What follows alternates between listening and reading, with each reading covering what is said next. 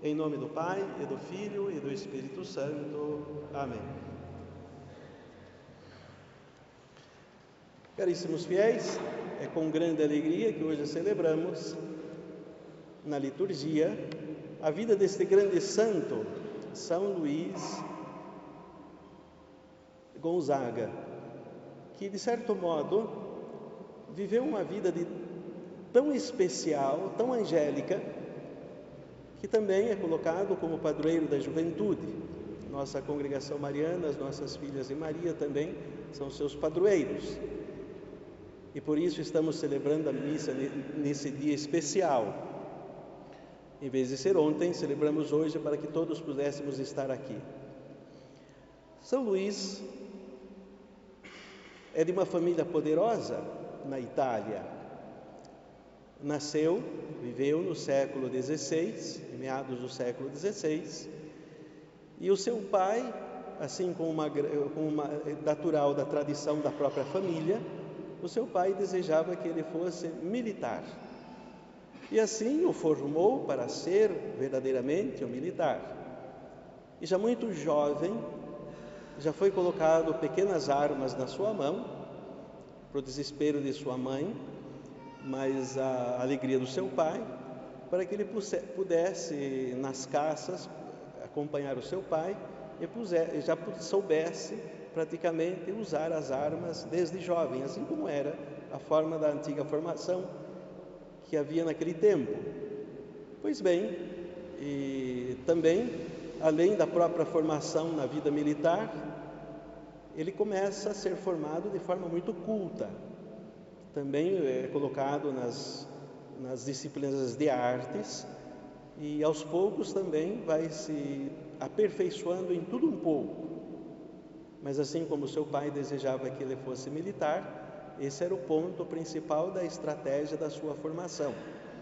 Estudou em alguns lugares especiais e já desde criança e adolescente já vivia uma vida voltada aos seus estudos.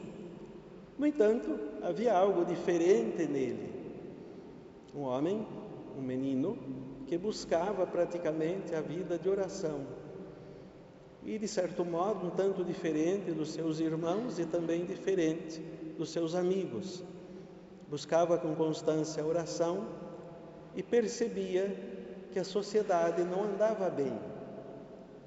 Um momento em que ele foi mandado para um lugar próprio para a formação, e convivendo com aquelas pessoas e vendo o mau costume que havia, e sobretudo a forma violenta de agir, ele pouco a pouco ia se afastando dessas coisas e não deixava contaminar a sua alma diante dessas coisas que estavam vivendo a própria sociedade do seu tempo. E, de repente, ele mostra o desejo de ser sacerdote. Aconselhando por um santo bispo, ele acaba se convencendo que deve entrar na ordem jesuíta. E o grande desejo de ser missionário, sobretudo por ter lido um livro sobre as grandes missões na Índia, aquilo comoveu profundamente o seu coração.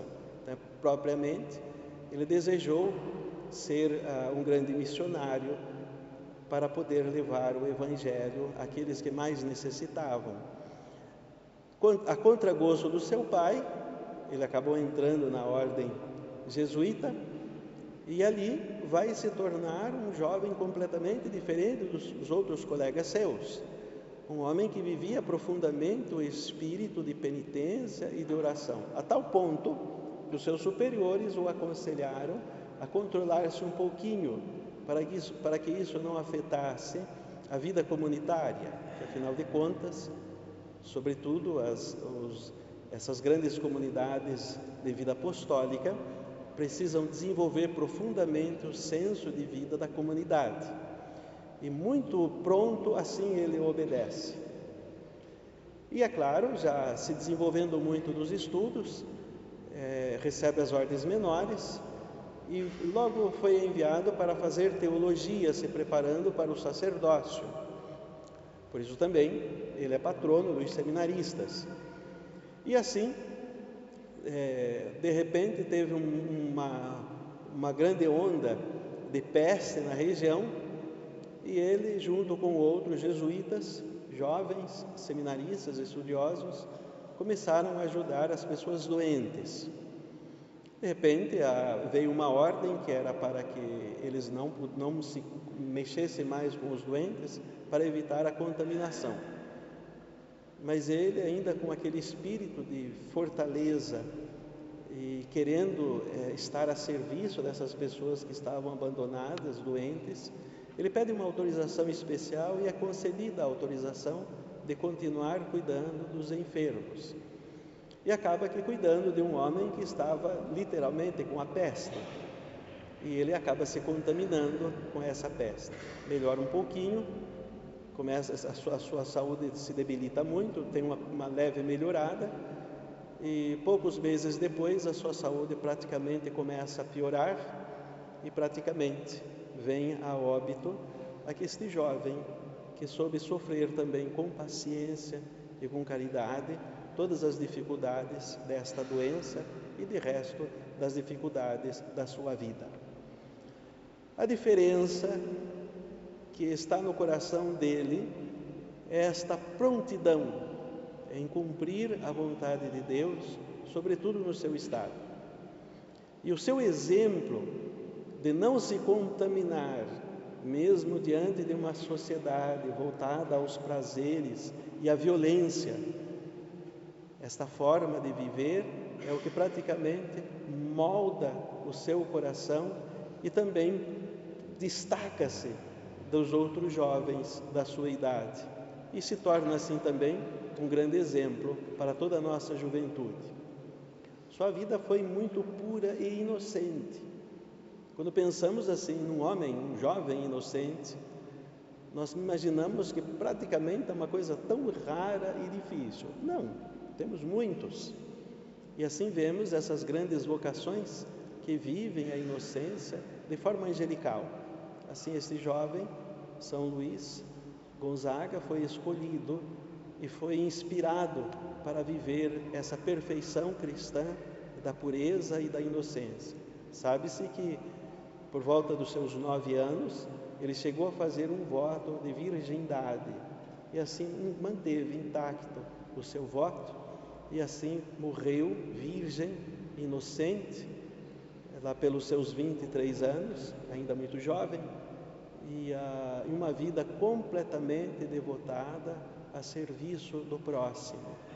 Esta é a grande característica das grandes almas santas: viver a inocência, a pureza do coração e sempre ajudando o próximo em sua necessidade. O seu grande exemplo também inspire tanto os nossos jovens, especialmente os homens da congregação mariana, os jovens da congregação mariana também, e a todas as pessoas de boa vontade, a todos os bons cristãos que desejam de fato fazer a vontade de Deus na sua vida. Tenham ele como grande exemplo e intercedam por ele. Na oração da coleta que introduz a missa, se dizia assim: se não conseguimos o imitar na penitência, ao menos na inocência, ao menos o imitemos, nos ajuda a imitá-lo na inocência. Peçamos a sua intercessão para que nos ajude a alcançar esta inocência, esta pureza do coração e vivamos profundamente a vida penitente da qual ele vivia de forma muito perfeita, que saibamos também viver a vida penitente para sempre pedir perdão dos nossos pecados. Em nome do Pai, e do Filho, e do Espírito Santo. Amém.